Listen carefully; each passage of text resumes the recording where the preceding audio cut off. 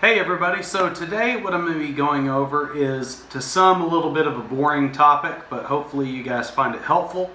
We're going to be going over risk management and how to identify and spot hazards in the workplace and how you can use this information to better benefit your business. Before we get started, I want to make sure you hit the like button, subscribe to my channel, and stay posted for more videos on financial services and insurance topics. We'll get started.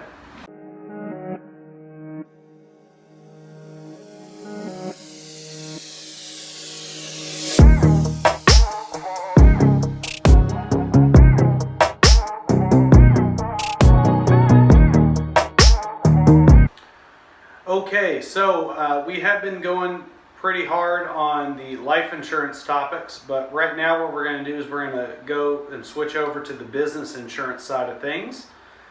So one of the things that we deal with is risk management. Okay, so what this is this is evaluating the amount of risk that you have in the workplace and some different things that you can do to be proactive as opposed to always being reactive. This will go a long way, especially if you deal in the manufacturing or warehouse or transportation type industries. These are things that you can do in order to help your bottom line by reducing your cost on the front end. Okay, so we'll get started. So the first area where you can really save yourself a lot of time and energy is doing what are called a risk assessment.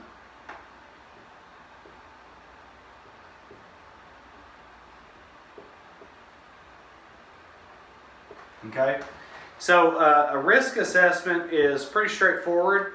You walk around and you act like literally everything around you can kill you, and you seek to see what are things that could cause bodily injury or harm or damage. Okay, so this could be a crack on the floor that where the pavement is unsettled, and it's a trip and fall hazard. It could be a place where water collects. It could be a loose handrail by a stairwell, something like that.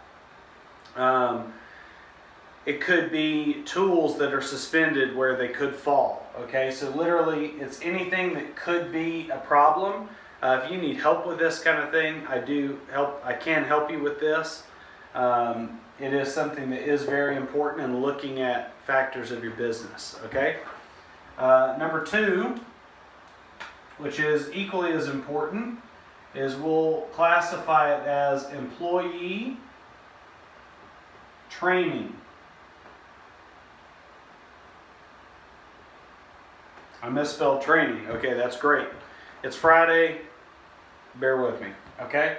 So employee training, a lot of risk can be minimized by taking into account employee training and beefing up your employee training. This could be how to pick up boxes. It could be how to prevent repetitive motion injuries. It could be workplace hazards, spotting drugs in the workplace. I mean, if you're in a warehouse and a guy's on a forklift and he's drunk, it could create a big problem for you. Okay, so employee training is very important, and that's something that you can use. 3 is procedures and protocol. Okay, call it P&P. That's what I just made that up. So this is various procedures and protocols that you have for doing things in a warehouse. This could be a vehicle maintenance checklist before every day. When you get on the forklift, you check it over. You look for mechanical things that could fail, loose hoses. You check fittings. You check gaskets. You look for oil leaks, etc. It could also be lockout, tagout procedures. How to make sure that equipment's out of use and unable to operate while maintenance is being performed. It could be, in the trucking industry, which is what I work with a lot of. It could be visual inspection checks, mechanical inspection checks on a daily, weekly, monthly, semi-annual, annual basis. Different things like that, okay? All of these things equate to risk management. So if you look at it from how do I make my environment less dangerous to me, these are things that are going to go a long way in the insurance space to preserving and protecting your bottom line. So if you want to hear more about that, feel free to reach out to me. Like I said, I enjoy you guys watching my videos. I appreciate the support. I do this not necessarily for any kind of direct compensation. If you guys need help with this and you have gotten some value out of this, I would ask for you to reach out to me. That is what I live off of. But basically, if you know how to properly handle risk management, you will reduce your risk, which will ultimately cause your insurance to go down, aside from all the other factors. Okay? So, like I said, I love you guys. Have a good weekend. Be great.